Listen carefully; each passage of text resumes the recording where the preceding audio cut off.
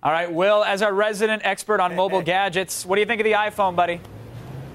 It's pretty cool. I'm actually pretty impressed at how thin it is. I thought it was going to be thicker, so I'm really impressed with the hardware itself. It's nice and thin. It's about as thin as the Blackjack, and I actually got to go downstairs and spend some time with it, about 10 minutes or so, just playing around, and the navigation is really great. It is actually as intuitive as they said it was going to be. Yeah, now, the virtual keyboard, that's going to take some getting used to. It's a little bit weird. I was like, hitting the wrong key a lot, but I can see, like, after time, it might get a little bit easier. Well, let's go back to that user interface, because I think that was the most amazing thing. I saw the phone myself for about 10 minutes this morning, and I felt like there wasn't a single aspect of this phone that I couldn't figure out on my own within seconds. Did you feel the same way? Yeah, exactly. It's really easy to figure out. And one thing that's cool about the way that they designed it is that the icons that are there on the home screen are basically the things that you're going to use, so it's really nice that way. Yeah, you're not navigating through a bunch of extra useless crap. It's just every single feature you'd want. Now let's go to the keyboard now, because that was a big deal here. Okay. You think after a couple weeks you'll be used to it? You'll be two-hand texting as fast as a Trio or a BlackBerry?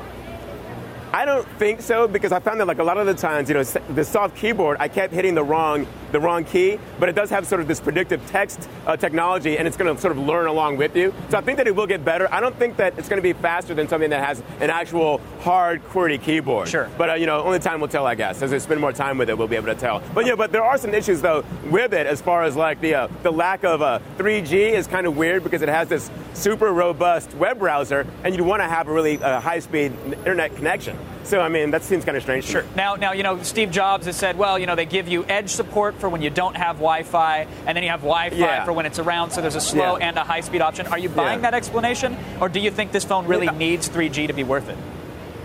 I think that this phone really does need 3G. And the thing about that explanation on his part is that, do you really want to sort of hop from edge to Wi-Fi as you're trying to do what you want to do with it? You know what I mean? And so, it seems like one of those things that, when V2 comes out, I suspect it might actually have 3G. All right, so I'm not going to run out and buy an iPhone. Okay, and would you recommend for everybody else at home, even myself, who was smitten by the hype and just touching it, I got to have one right now? Do you think we should all wait? Well, I think that you should wait, Kevin, though, because you're a pretty hardcore tech guy as well, sort of like me, and there's things that you want your cell phone to do that the iPhone isn't going to be able to do. I think a more casual user might really dig it, but you and I, we need 3G, and I need a high megapixel camera with a flash, things like that. Would you forgive me if I duct tape my current Nokia that has a nice camera and flash and high-speed data to the iPhone?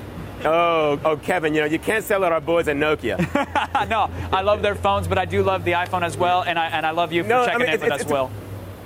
Yeah, thanks, Kevin. All right, do me a favor. Put that one in your pocket for me, all right, buddy? This one here? Yeah, this is mine. Okay. Attack of the Show, weeknights at 7, only on G4.